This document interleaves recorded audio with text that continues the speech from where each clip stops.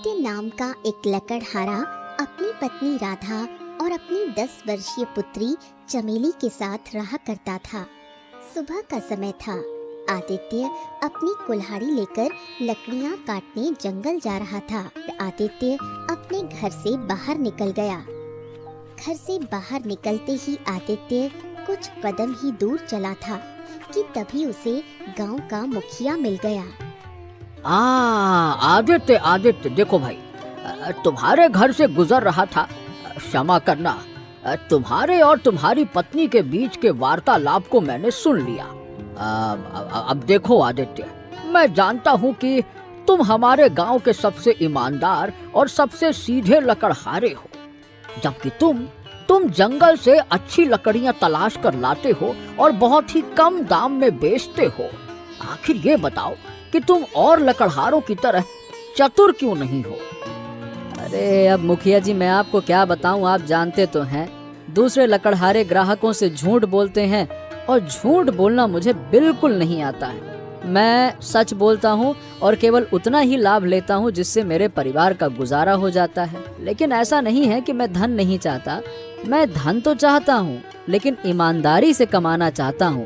बेईमानी के सहारे मैं धन नहीं बनाना चाहता। मुझे अपने भगवान पर पूरा भरोसा है, एक दिन मेरी ईमानदारी का सिला मुझे जरूर मिलेगा। देखिएगा मुखिया जी, भगवान जब देता है तो छप्पड़ फाड़ के देता है। इतना कहकर आदित्य वहाँ से चला गया। आदित्य जंगल की गहराई में जा रहा था। तभी उसे गांव का एक और लकड़हारा मिला। वो लकड़ियाँ काटकर गट्ठर बनाकर बाजार में बेचने जा रहा था। क्यों भाई आदित्य, ये बताओ कि जंगल की गहराई में जाने से तुम्हें क्या मिलता है? लकड़ियाँ तो यहाँ भी मिल जाती हैं, वहाँ भी हैं। ऐसा क्या है जंगल की गहराई में? जंगल की गहराई की लकड़ियाँ अच्छी होती हैं, लेकिन उससे क्या फायदा? आलूवा फायदा। अरे तुम उन लकड़ियों को अच्छे दाम में बेच ही नहीं पाते हो। बस दूसरों की प्रशंसा तुम्हें मिल जाती है कि वाह वाह वाह वाह, ईमानदार है भैया, बहुत बढ़िया लकड़ी लाया है। और ईमानदारी का दिखावा करते करते कुछ नहीं मिलता। सच तो ये है कि तुम्हें धन की भूख भले नहीं है, लेकिन अपनी प्रशंसा की भूख तो तुम्हें खूब है ना? है ना? कहकर दूसरा लकड़हारा वहाँ से चला गया।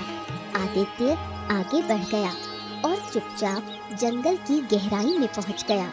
वहाँ उसने अच्छे वृक्ष की लकड़ी काटकर गट्ठर बनाया और सीधे बाजार में बेचने चला गया। कुछ देर बाद आदित्य के पास एक ग्राहक आया। ये लकड़ी तो बड़ी सुंदर लग रही है। हाँ, ये लकड़ी जंगल की गहराई से लेकर आया हूँ। ये लकड़ियाँ धुआं नहीं छोड़ती हैं और आंच में बहुत तेज जलती हैं और भोजन भी बहुत जल्दी पक जाता है। हाँ, वो तो देखकर ही पता लग रहा है। अच्छा ये बताओ, कितने में दोगे? ये वाली केवल 10 सिक्कों में है। ये सुनकर ग्राहक चौंक गया। हैं? तुम्हारी लकड़ी तो अच्छी है और दूसरे लकड़हारों की लकड़ियाँ तुमसे थोड़ी कमतर हैं, लेकिन वो तो अपनी लकड़ियाँ महंगे दामों में बेच रहे हैं और तुम 10 सिक्कों में। अब क्या कहूँ, बस ये समझ लीजिए कि मुझे अपनी मेहनत से ज्यादा धन नहीं लेना है, बस। ग्राहक खुश हो गया और आदित्य की लकड़ियाँ खरीदकर चला गया। इस पर दूसरे लकड़हारे आदित्य का मजाक उड़ाने लगे। अरे मैं तो कहता हूँ कि तू हमेशा गरीब का गरीब ही रहेगा। अरे तू ईमानदारी से कभी तरक्की नहीं कर सकता। मैं जानता हूँ कि तू हमेशा यही सोचता है कि तेरी ईमानदारी एक दिन तेरे जीवन में चमत्कार करेगी, ये होगा वो होगा। अरे धात अलुआ होगा, तेरा ये सपना सपना ही रह जाएगा। आदित्य कुछ नहीं बोला और चुपचाप अपने घर चला आया। क्या कुछ काम बना? हाँ नहीं राधा, आज केवल 10 सिक्कों का ही मुनाफा हुआ। ये सुनकर राधा क्रोधित हो गई। सुबह तुमसे कहा था कि बेटी नए वस्त्र की जिद कर रही है, तो तुम अपनी लकड़ियाँ 10 सिक्कों की जगह 20 सिक्कों में क्यों नहीं बेच सकते थे? जबकि तुम दूसरे लकड़हारों की तुलना में अच्छी लकड़ियाँ जंगल से काट कर लाते हो। सच तो ये है कि तुम्हें गरीबी में रहने की आदत हो गई है और तुम यही चाहते हो कि तुम्हारा परिवार भी गरीबी में जिए। इतना कहकर राधा क्रोधित होकर वहाँ से चली गई। आदित्य निराश हो गया और चुपचाप सो गया। अगले दिन आदित्य अपनी कुल्हाड़ी लेकर फिर से जंगल की गहराइयों में निकल गया। वो लकड़ियाँ काटकर गट्ठर बनाकर जंगल से निकलने ही वाला था कि तभी तेज वर्षा प्रारंभ हो गई। हे भगवान, ये बारिश तो बहुत तेज हो रही है। किसी वृक्ष के नीचे छुपना होगा। अगर लकड़ियाँ भीग गईं तो मैं बेचूंगा कैसे? और मेरे पास तो कुछ जमा पूंजी भी नहीं है जिससे मैं आज का खर्च चला सकूं। जल्दी छुपता हूँ। इतना कहकर आदित्य चुपचाप एक वृक्ष के नीचे खड़ा हो गया। हाँ, जब मेरे पिताजी जीवित थे तो हमेशा मुझसे यही कहते थे कि जो भी होता है अच्छे के लिए होता है। हो सकता है ये वर्षा मेरे लिए शुभ साबित हो। खैर, जो भी हो देखा जाएगा। आखिर इस पेड़ के नीचे कब तक खड़ा रहूंगा? जंगल में वर्षा जब शुरू होती है तो कभी कभी तो सारा दिन चलती ही रहती है। चलो बाजार चला जाए।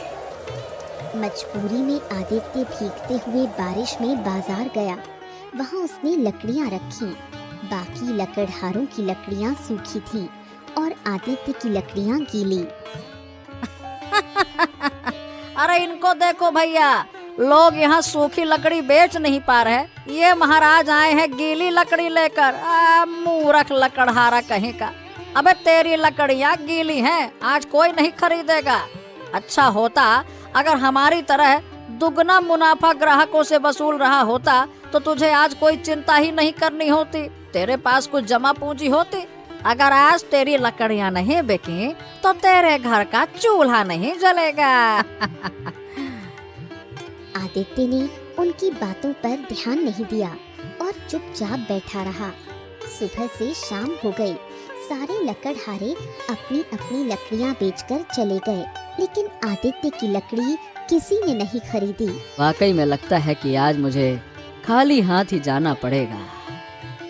इतना कहकर आदित्य निराश होकर उठ ही रहा था कि तभी एक ग्राहक उसके पास आया। हमारी लकड़ी गीली है क्या? हाँ, जंगल की गहराई से लकड़ियाँ काट कर आया था, लेकिन रास्ते में बारिश हो गई तो गीली हो गई। अरे वाह, ये तो बहुत ही अच्छी बात है। हैं? मैं कुछ समझा नहीं। अरे आपको क्या बताऊं मैं। बात ये है कि मेरा पुत्र 2 दिन से बीमार है। वो वैद्य के पास मैं जड़ी बूटी लेने गया था, लेकिन जड़ी बूटी में उन्हें कुछ गीली लकड़ियों की आवश्यकता है और वो भी जंगल की गहराई से आई हुई वर्षा में भीगी होना चाहिए।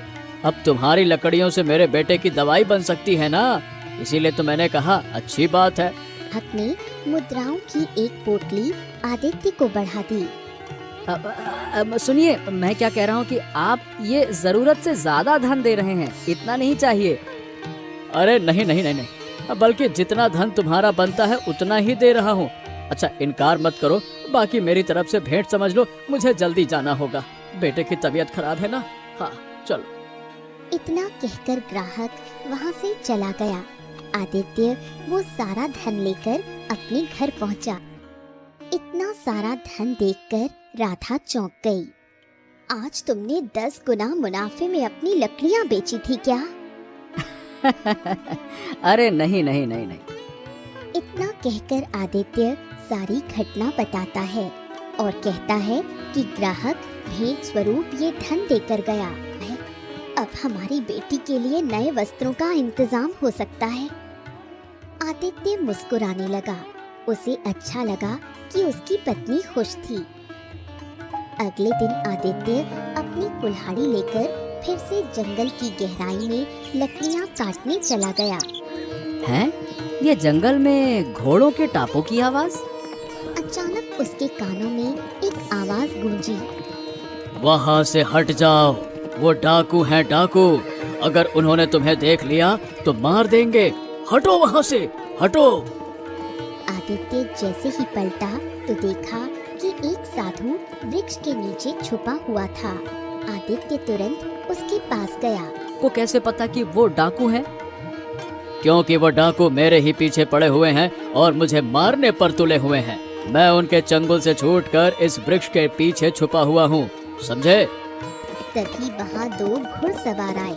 उनके मुंह पर नकाब था और वो डाकू थे। ए लड़के, क्या तुझे याद है कि यहाँ पे कोई साधु आया था और उसे ढूंढते हैं? चलो, इस गधे को कुछ नहीं पता, चलो।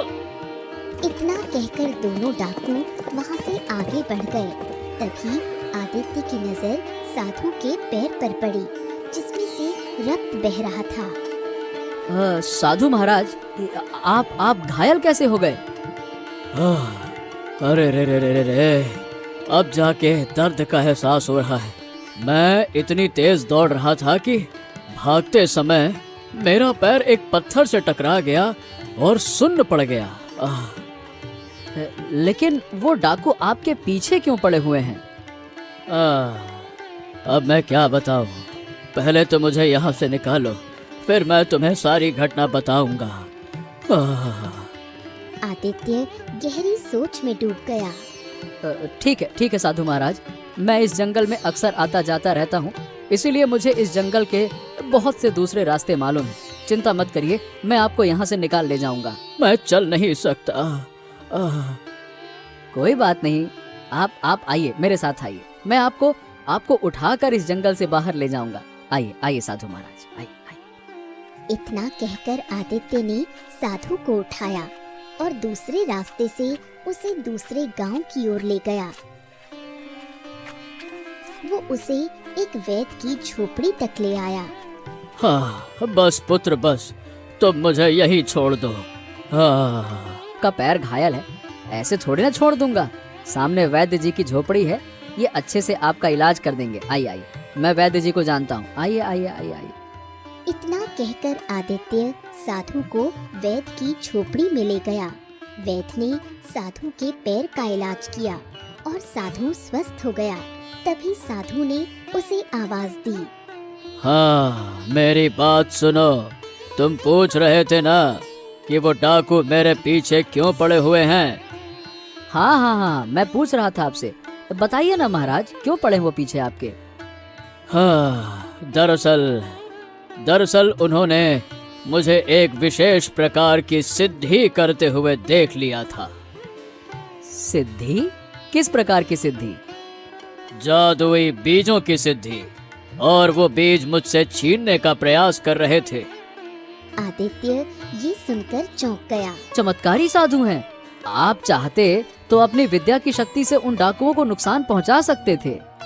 हाँ, कर तो सकता था, परंतु मेरे गुरु ने मुझे सिखाया है कि चाहे कोई भी कितना भी अत्याचार करे, परंतु मैं किसी का नुकसान नहीं कर सकता।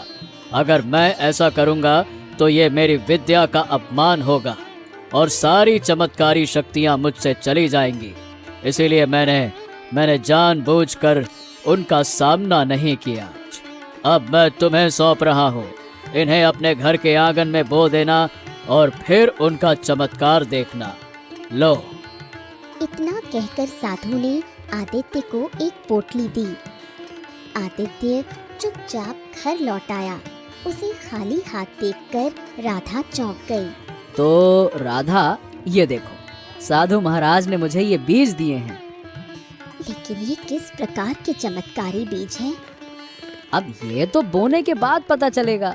चलो आओ, इनको बो देते हैं। इतना कहकर आदित्य सो गया। अगली सुबह उसने उठकर अपने घर के आंगन में साधु द्वारा दिए गए सारे बीज बो दिए और फिर लकड़ियां काटने के लिए चला गया। जब आदित्य शाम को घर लौटा तो उसने देखा कि जहां उसने बीज बोए थे वहां बड़े बड़े पौधे उगाए हैं। अरे राधा, ये तो विशेष प्रकार के पौधे लग रहे हैं। देखो भला। हाँ, ये वही जादुई बीज हैं जो आपने बोए थे। देखो कितनी जल्दी बड़े हो गए और फलों से लद गए हैं। आदित्य ने उसमें से एक फल तोड़ा और उसे काटा।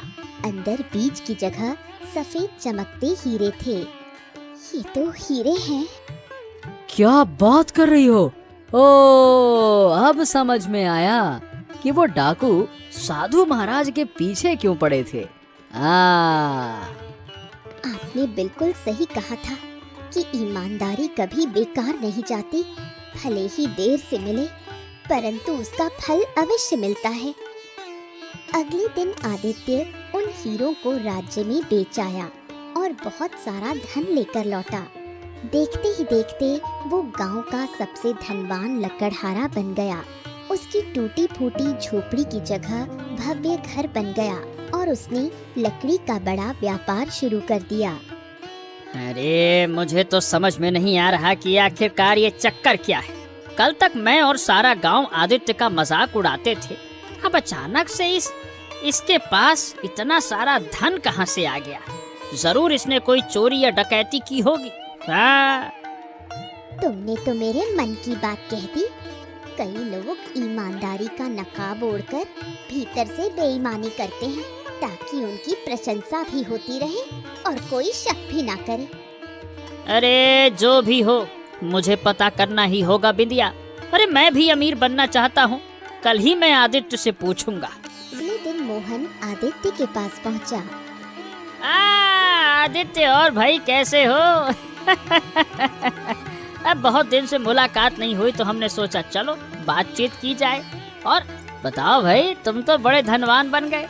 अचानक से कहां से इतना धन आ गया है?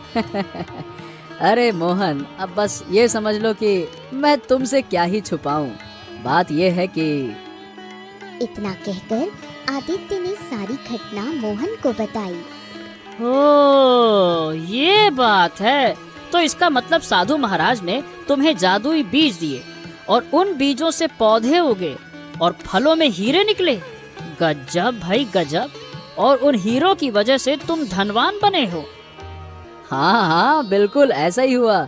वाह भाई वाह, क्या बात है। तो एक बात बताओ, तुम्हारे पास और भी जादुई बीज होंगे फिर?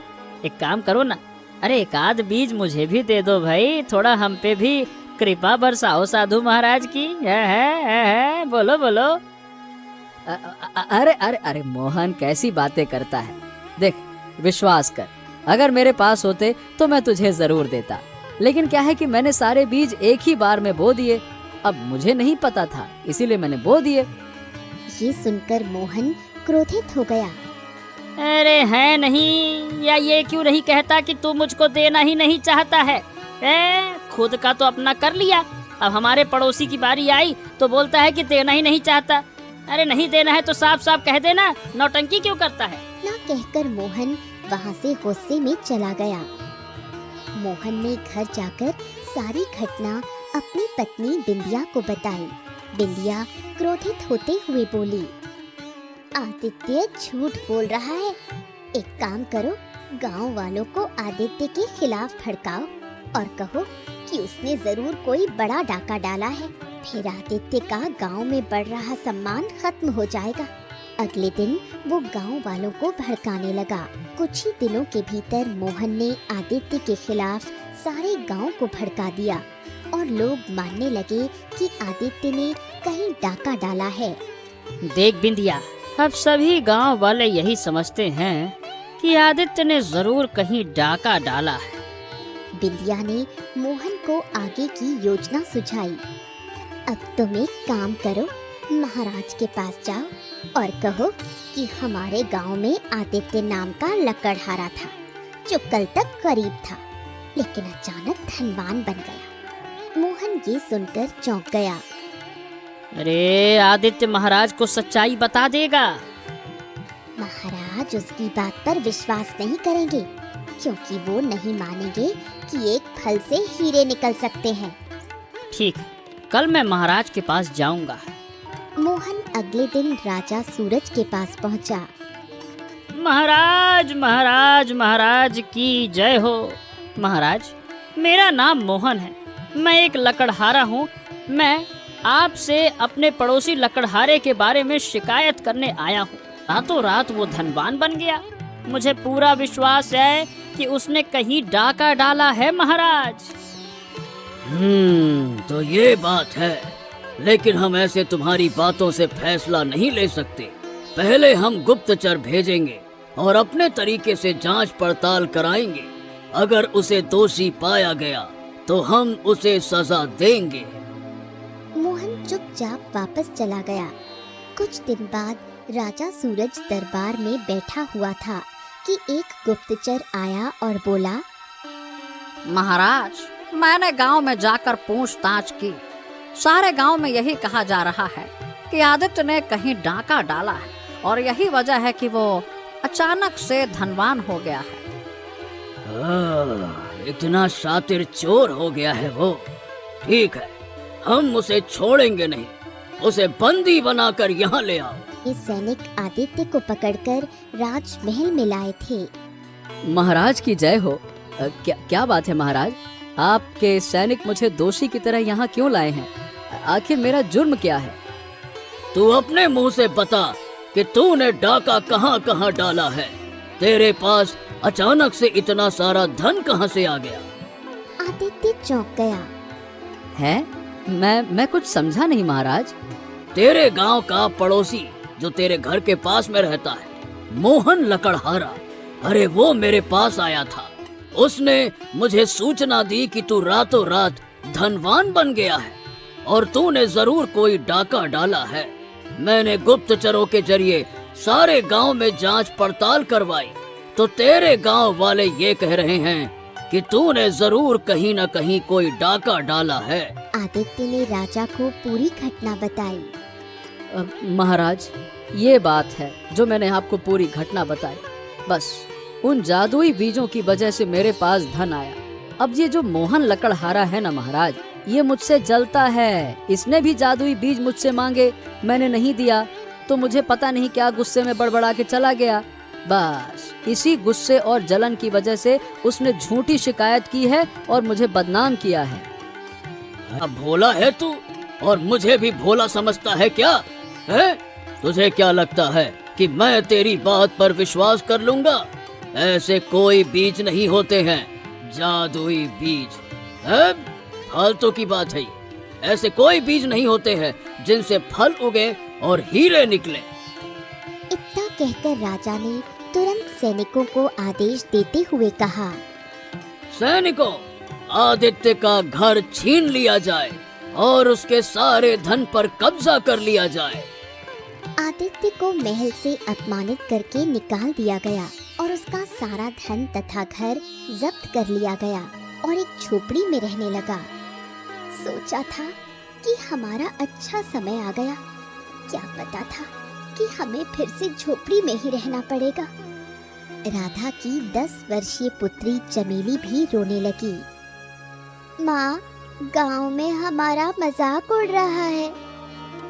अरे चिंता करने की क्या बात है, हमारी किस्मत में धन लिखा था आ गया, और जब किस्मत में धन छिनना लिखा था तो छिन गया।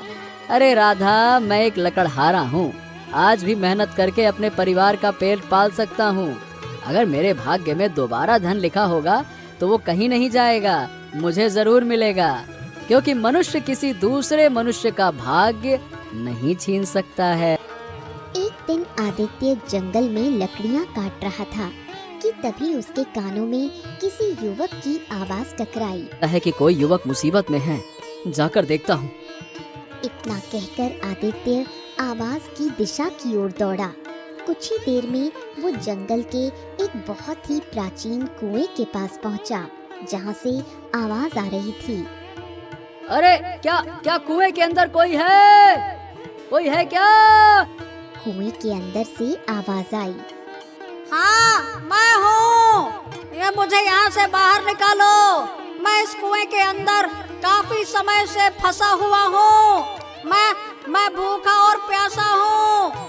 अचानक कुएं में गिरने से घायल भी हो गया हूँ। आदित्य इधर उधर देखता है और बड़ी मुश्किल से कुएं के अंदर उतरता है।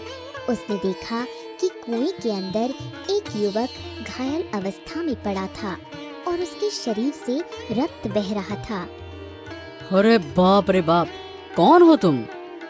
वो युवक बेहोश हो गया, तुरंत अपनी झोपड़ी में ले आया। इसे इलाज की जरूरत है। हमारे पास तो खाने के लिए अनाज नहीं है, हम इसका इलाज कैसे करेंगे? हाँ राधा, अगर गांव वालों से मदद मांगूंगा तो वो मदद करेंगे तो है नहीं। तुम चिंता मत करो, मैं जंगल में कुछ जड़ी बूटियों के बारे में जानता हूँ। मैं जंगल से जड़ी बूटियाँ लेकर आऊंगा और हम दोनों ही मिलकर इसका इलाज कर लेंगे। जैसी आपकी इच्छा। आदित्य जंगल से जड़ी बूटियां लाया और अपनी पत्नी के साथ युवक की सेवा में जुट गया। कुछ दिनों बाद युवक होश में आया और पूरी तरह स्वस्थ हो गया। तुम अभी उठो मत, तुम काफी समय से भूखे हो। तुम्हारे जख्मों का उपचार तो हो चुका है, पर तुम्हें अब भोजन की आवश्यकता है। इतना कहकर आदित्य राधा को अलग ले गया। अच्छा राधा, युवक के लिए अब कुछ खाने पीने का इंतजाम करवा दो। अगर हम अपना खाना इसे दे देंगे तो हमारा परिवार भूखा रह जाएगा। चलो कोई बात नहीं, लेकिन इस युवक को भोजन तो कराना ही पड़ेगा ना। मेहमान है, बीमार है, भूखा है। लाओ ले आओ। जैसी आपकी इच्छा। राधा बड़े प्रेम से युवक के सामने भोजन की थाली रखती है। युवक चुपचाप खाने लगता है। अब युवक पूरी तरह से स्वस्थ हो चुका था। अब तो तुम हमें अपना नाम बता सकते हो ना, कौन हो तुम? हाँ, मेरा नाम अशोक है और मैं तुम्हें अपने पिता से मिलवाना चाहता हूँ। हाँ हाँ ठीक है, जैसी तुम्हारी इच्छा। वैसे एक बात बताओ, तुम कुएं के अंदर कैसे गिर गए? अब बस समझ लो कि शिकार करने के लिए जंगल में गया था। अचानक मेरा घोड़ा बिदक गया और उसने मुझे अपनी पीठ से धकेल दिया और मैं सीधा कुएं में जा गिरा। आदित्य उसे राज्य की ओर ले गया। ओह, लगता है कि तुम राज्य में रहते हो। तुम्हारा घर कहाँ है? हाँ, चिंता मत करो, कुछ देर बाद तुम्हें सब पता चल जाएगा। आ जाओ आ जाओ। अशोक आदित्य को एक महल के अंदर ले गया। अरे ये तो राजा सूरज जी का महल है। अशोक आदित्य का हाथ पकड़कर उसे सीधे राज दरबार ले गया। राजा सूरज चिंता में बैठे थे। तभी राजा सूरज की नजर आदित्य पर पड़ी। अरे तुम तो वही हो ना जिसे मैंने अपमानित करके महल से बाहर निकाल दिया था। पिताजी, आप इन्हें जानते हैं? अरे जानता क्या हूँ, अच्छी तरह से जानता हूँ। अरे ये डकैत है, डकैत। अरे चोर है ये। अशोक रोते हुए सारी घटना राजा सूरज को बताता है। और मुझे खाना खिलाया। इसके पास धन नहीं था, परंतु इसने जड़ी बूटियों से मेरा इलाज किया, ये भी जाने बिना कि मैं राजकुमार हूँ। राजा सूरज की आंखों में आंसू आ गए। हाँ, मुझे क्षमा कर दो आदित्य। मुझे नहीं पता था कि तुमने मेरे पुत्र की जान बचाई। कोई बात नहीं महाराज, मैं आपको क्षमा करने वाला कौन होता हूँ। अब फिर भी आपने कहा तो मैंने कर दिया। विश्वास कीजिए, अगर कोई साधारण युवक भी कुएं में गिरा होता तो मैं उसकी भी ऐसे ही मदद करता। और वैसे भी मुझे नहीं पता था कि ये आपका पुत्र अशोक है। राजा सूरज तुरंत अपने सैनिकों को आदेश देता है। आकर मोहन को बुलाकर ले आओ। कुछ ही देर में सैनिक मोहन को बुलाकर लाए। मोहन आदित्य को देखकर चौंक गया। झूठ बोलने का अगर जरा भी प्रयास किया तो तुम्हारी गर्दन तुम्हारे धड़ से अलग कर दूंगा। सच सच बताओ, क्या तुमने आदित्य के खिलाफ मुझे भड़काया था? बताओ, क्या जो कुछ भी तुमने कहा था वो सच था? बोलो। मोहन डर गया और उसने अपना अपराध स्वीकार कर लिया। मुझे पता था कि जब आप गुप्तचर को जांच पड़ताल करने के लिए भेजेंगे तो मैंने उससे पहले ही आदित्य के खिलाफ सारे गांव वालों को भड़का दिया था। गांव वालों ने भी वही कहा जो मैंने कहा था और मैं अपने योजना में सफल हो गया। महाराज, क्षमा कर दीजिए, क्षमा कर दीजिए। बस, इसका मतलब तूने हमसे झूठ बोला था। मैं तुझे जिंदा नहीं छोड़ूंगा। तभी आदित्य हाथ जोड़कर बोला। महाराज महाराज महाराज, देखिए, मैं आपसे विनती करता हूँ कि मेरा पड़ोसी है, मेरा मित्र है, मोहन को क्षमा कर दीजिए। क्या? अरे ये तुम क्या कह रहे हो? मोहन ने तुम्हारे साथ इतना बुरा किया और तुम अभी भी उसकी जान बचाने का प्रयास कर रहे हो? जरा सोचिए, अगर मोहन ने मुझे बदनाम न किया होता और आप मुझे मेरे घर से बाहर न निकाले होते, मेरा धन न छीना होता, तो मैं जंगल नहीं जाता। अगर मैं जंगल नहीं जाता तो आपके पुत्र की जान कैसे बचती? राजा जी, मेरे पिताजी कहा करते थे, जो होता है अच्छे के लिए होता है। क्या बात है, ठीक है, हमने मोहन को क्षमा किया, आगे फिर कभी ईर्ष्या मत करना। मोहन की आंखों में आंसू आ गए। वो आदित्य से क्षमा मांगते हुए चला गया।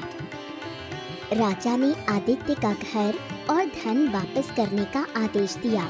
वो सम्मान सहित अपनी पत्नी राधा और पुत्री चमेली के साथ फिर से अपनी आलीशान हवेली में रहने लगा।